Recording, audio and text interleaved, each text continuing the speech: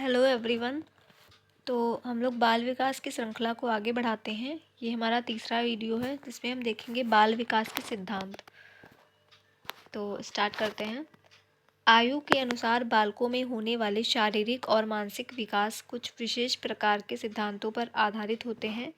ये सिद्धांत बाल विकास के सिद्धांत कहलाते हैं। बाल विकास से संबद्ध महत्वपूर्ण सिद्धांत निम्न हैं। पहला सिद्धांत है परस्पर संबद्धता का सिद्धांत। तो बाल विकास से संबद्ध विभिन्न तत्व जैसे सामाजिक, शारीरिक, मानसिक एवं संवेगात्मक आदि परस्पर संबद्ध हैं। इनमें से किसी एक में होने वाला विकास सभी तत्वों में होने वाले विकास को पूरी तरह से प्रभावित करने की क्षमता रखता है। दूसरा है पूर्वानुमान का सिद्धांत। तो एक बालक की बुद्धि और विकास की गति को देखते हुए उसके आगे बढ़ने की दिशा एवं स्वरूप के विषय में पूर्वानुमान किया जा सकता है। इसी प्रकार बालक की मानसिक योग्यताओं के ज्ञान के सहारे उसके आगे के मानसिक विकास के बारे में पूर्वानुमान लगाया जा सकता है। थर्ड है विकास का सामान्य से विशेष की ओर का सिद्धांत। विकास की प्रक्रिया में सबसे पहले सामान्य क्रियाओं के दर्शन होते हैं, उसके बाद विशिष्ट क्रियाओं का स्थान आता है। उदाहरण के तौर पे प्रारंभ में एक नवजात शिशु रोने और चिल्लाने में उसके सभी अंग प्रत्यंग भाग लेते हैं, परंतु बाद में वृद्धि और विकास की प्रक्रिया के परिणाम स्वरूप ये क्रियाएं उसकी आँखों और वाक तंत्र तक सीमित हो जाती हैं। भाषा विकास के क्रम में बालक सबसे पहले सामान्य शब्द सीखता है, इसके बाद ही वह विशेष शब्द सीखता है। अगला सिद्धांत है विकास की दिशा का सिद्धांत। इस सिद्धांत के अनुसार विकास की प्रक्रिया की दिशा व्यक्ति के वंशानुगत और वातावरण जन्य कारकों से प्रभावित होती है। इसके अनुसार बालक सबसे पहले अपने सिर और भुजाओं की गति पर नियंत्रण करना सीखता है और उसके बाद फिर टांगों को। उसके बाद ही वह अच्छी तरह बिना सहारे खड़ा होना और चलना सीखता है। पांचवा सिद्धांत है वैयक्तिक भिन्नता का सिद्धांत। इस सिद्धांत के अनुसार बालकों का विकास और वृद्धि उनकी अपनी वैयक्तिकता के अनुरूप होती है। वे अपने स्वाभाविक गति से ही वृद्धि और विकास के विभिन्न क्षेत्रों में आगे बढ़ते हैं और इसी कारण उनमें पर्याप्त विभिन्नताएं देखने को मिलती हैं। कोई भी एक बालक वृद्धि और विकास की दृष्टि से किसी अन्य बालक के समरूप नहीं होता। विकास के इस सिद्धांत के कारण ही कोई बालक अत्यंत मेधावी, कोई बालक सामान्य तथा कोई बालक पिछड़ा या मंद होता है। अगला है सिद्धांत एकीकरण का सिद्धांत।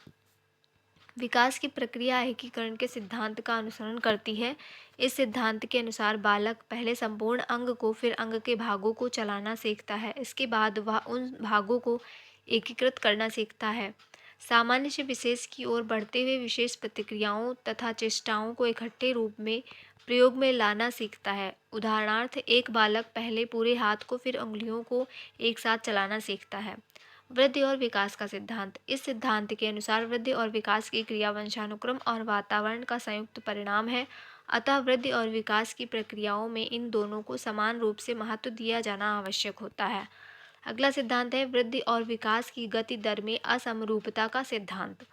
विकास की प्रक्रिया जीवन पर्यंत चलती रहती है, लेकिन इस प्रक्रिया में विकास की गति सदैव एक समान नहीं होती। शैशवावस्था के शुरू के वर्षों में यह गति कुछ तीव्र होती है, परंतु बाद के वर्षों में यह मंद पड़ जाती है। पुनः किशोरावस्था के प्रारंभ में इस गति में तेजी से वृद्धि होती है, परंतु यह अधिक समय तक नहीं बनी रहती। इस प्रकार स्पष्ट है कि वृद्धि और विकास की गति में उतार चढ़ाव आते ही रहते हैं, किसी भी अवस्था में यह एक जैसी नहीं रह पाती है। अगला है तीसरा टॉपिक वंशानुक्रम और वातावरण का प्रभाव।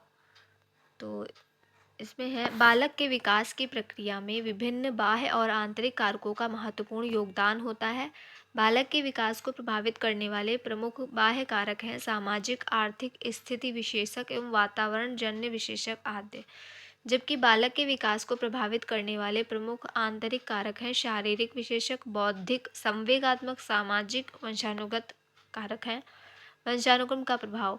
वंशानुक्रम माता पिता से संतान को प्राप्त होने वाले गुणों का नाम है। वंशानुक्रम का बालक पर निम्न रूप से प्रभाव पड़ता है। शारीरिक विशेषक, इसके अंतर्गत मनुष्य का शरीर, उसके अंगों का आनुपातिक गठन, स्वास्थ्य, रूप, रंग, ज्ञानेंद्रियों का दिखाई देने वाला रूप तथा कर्मेंद्रियों का गठन आदि सब आ जाते हैं।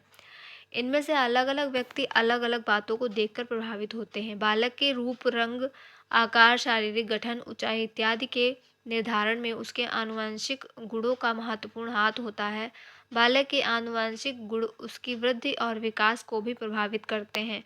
बालक के शारीरिक रंग पर उनके माता-पिता के रंग का प्रभाव सहज देखने को मिलता है।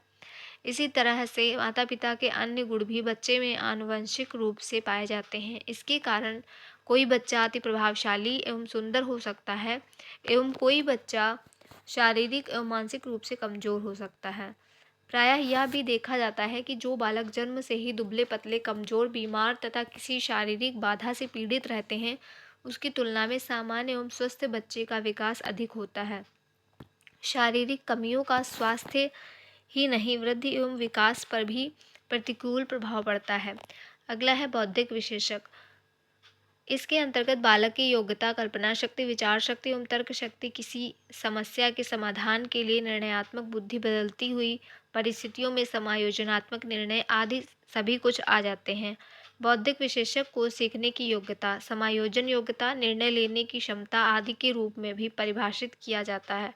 जिस बालक के सीखने की गति अधिक होती है, उसका मानसिक विकास भी तीव्रता से होता है। बालक अपने परिवार एवं समाज एवं विद्यालय में अपने आप को किस तरह समायोजित करता है, यह उसकी बुद्धि पर निर्भर करता है। गौहर्ड जैसे विचारकों का मत है कि मंद बुद्धि माता पिता की संतान मंद बुद्धि और तीव्र बुद्धि माता पिता की संतान तीव्र बुद्धि होती है। मानसिक क्षमता के अनुकूल ही बालक में संवेगात्मक क्षमता का विकास होता है। बालक में जिस तरह के संवेगों का जिस रूप में विकास होता है, वह उसके सामाजिक, मानसिक, नैतिक, शारीरिक तथा भाषा संबंधी विकास को पूरी तरह प्रभावित करने की क्षमता रखता है। यदि बालक अत्यधिक क्रोधित या भयभीत रहता है अथवा यदि उसमें ईर्ष्या एवं वैमनस्य की भावना अधिक होती है, तो उसके विकास की प्रक्रिया पर इन सबका प्रतिकूल प्रभाव पड़ना स्वाभाविक ही है। संवेगात्मक रूप से असंतुलित बालक पढ़ाई में या किसी अन्य गंभीर कार्यों में ध्यान नहीं दे पाते, फलतः उनका मानसिक विकास भी प्रभावित होता है। बुद्धि की श्रेष्ठता प्रजाति के कारण भी होती है। थर्ड है हमारा नैतिक चारित्रिक विशेषक। नैतिकता के तहत वे सभी गुण आ जाते हैं जो स्वार्थ को छोड़कर दूसरों की भलाई का भी ध्यान रखते हैं।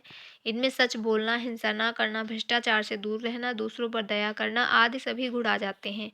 यदि गहराई से विचार किया जाए तो मनुष्य के बाह्य रूप का दूसरों पर इतना